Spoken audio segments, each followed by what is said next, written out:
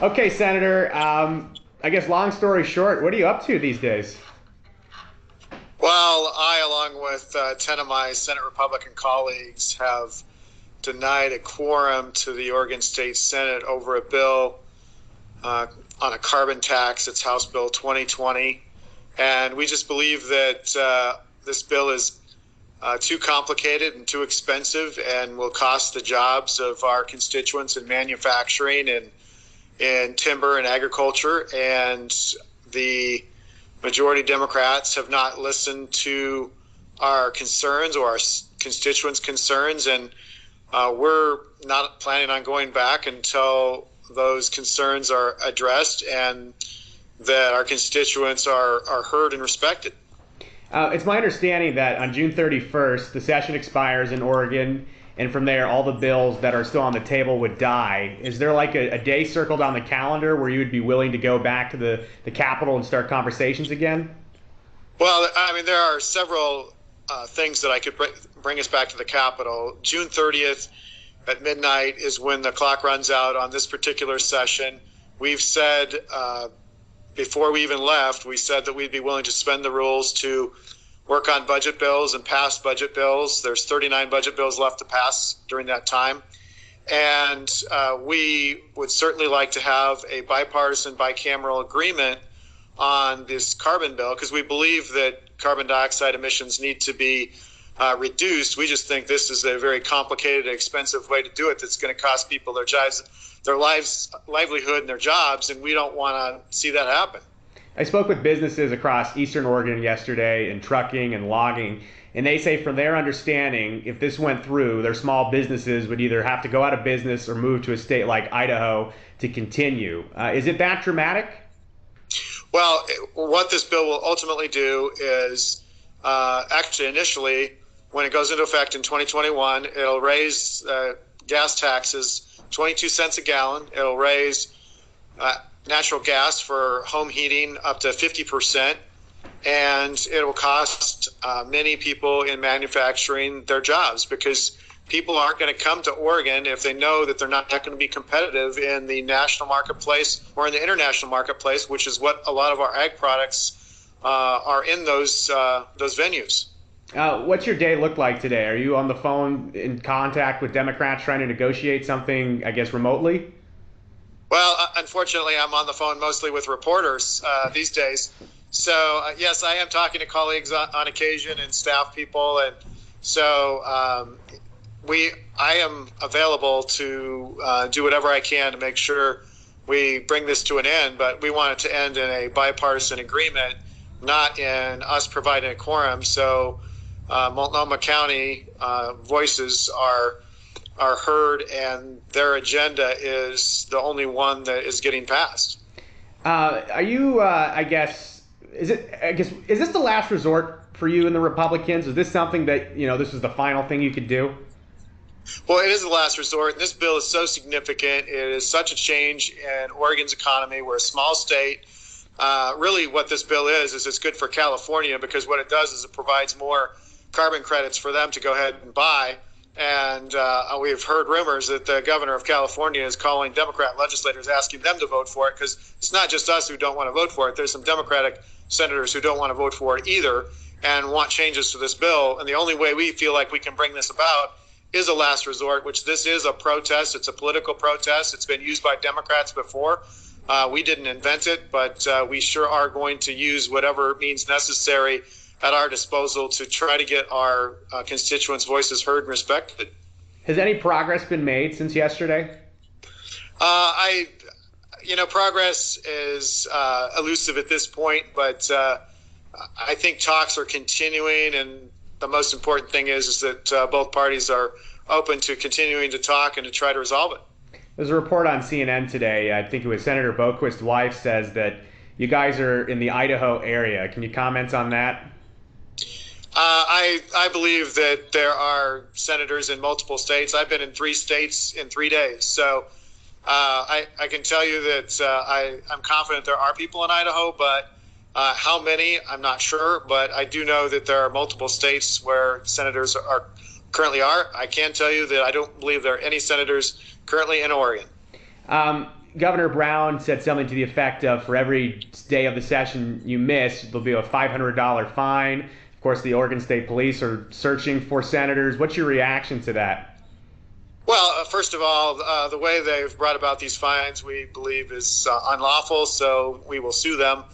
And as it relates to the state police, I did have a call from the superintendent of the Oregon State Police.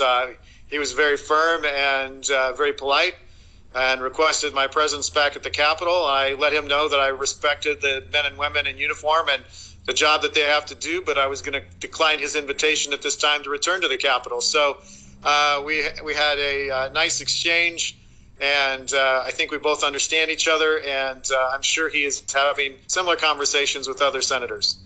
If a senator was still in Oregon, I guess, what are the rules of engagement, so to speak? Would you be arrested? Well, they would certainly ask you to come back to the Capitol, but the question really remains, would essentially force by arrest be used in that situation? And, I find it interesting that there's all kinds of political protests in the city of Portland, many of which become violent. The police stand on the sidelines and do nothing, yet when there is a political disagreement, the first thing that is done is they levy fines more than what these protesters have faced, and they threaten the arrest of their political opponents. That does not sound like the America I know.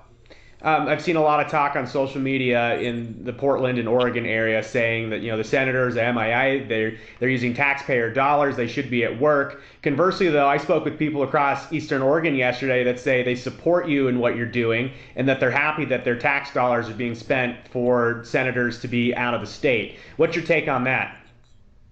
Well, first of all, the best way for us to represent our constituents at this time is to bring attention to this issue. And the only way to bring attention to this is to deny a quorum and give the time for people to get the word out about what this bill really does. I had a poll done in my district just a couple of days ago, and when people are told that it's going to be an increase of 22 cents a gallon and that their home heating bill is going to go up by 50%, both of which are completely true, and that likely thousands of people will lose their jobs in manufacturing, over 2/3 of my district, which is the city of Bend, Redmond, Tumalo, and Sun River, are opposed to this bill. Only 18% support it. And so once people find out what this bill really does, as opposed to the talking points, they are opposing this bill. And so we want to make sure that we give people time to be able to understand what's actually going on. Has Governor Brown reached out to you personally to talk? She did try to call me Wednesday night. I was in the mountains and didn't get her call until I was out of the mountains. I called her back, and she did not answer. So I'm confident at some point we will talk. But if I can be helpful in any way, I stand ready to do so. And I've on the last walkout, I was the only Republican that stayed because I thought I could be useful in making sure that people understood what our position was on the issue of the day, which that was a gross receipts tax and some other issues. And we were able to resolve that one within about a week. So hopefully we can do that here as well. If Governor Brown's watching our report tonight, what would you want to say to her?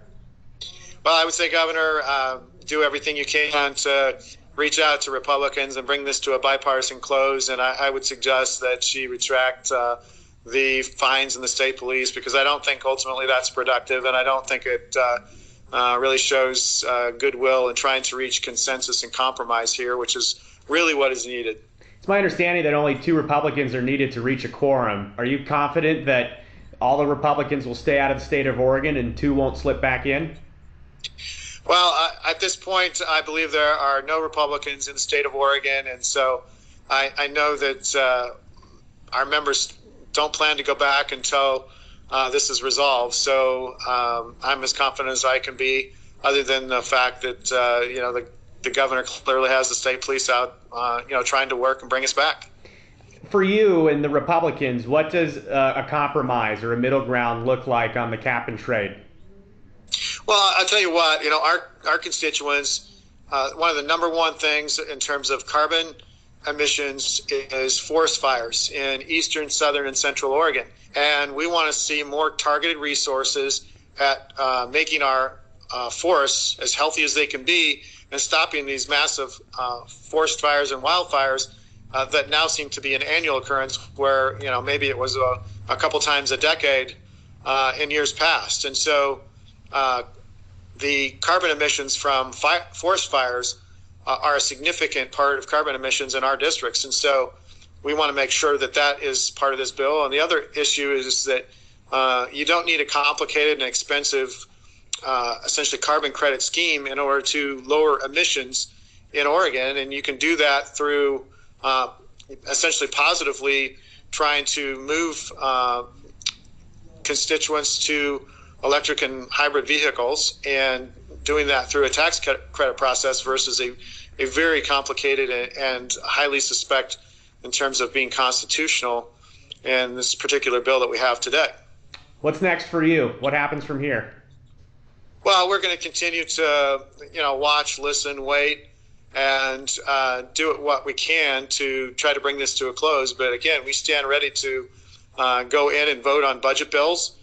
We've said that we would do that, but as it relates to the carbon bill, we really feel like that we need some sort of consensus and compromise in a bipartisan, bicameral way. How long are you willing to stay out of your home state? Well, I can tell you that I'm certainly prepared to go to June 30th, and the governor said she'd call us back in special session, and I think whether we show up for that session will depend on what is going to be discussed at that session. So I am hopeful that we will be able to get this resolved, but there's going to be a lot of discussions that need to take place between now and then. Realistically, how quickly do you think you and the Republicans could get back to the State House, or the Capitol as you guys call it, for a compromise? I think most people are going to need 24-hour notice. People ask where we are, and I would just say that it is highly likely that there are no Senate Republicans in Oregon, but likely are in many western states. All right. Senator, anything else you want to let your constituents know? No, not at this time. Thank you very much. All right. Well, thank you so much. We appreciate your time, and we'll be in touch. Thank you so much. Very good. Thank you. Have a good one. Bye.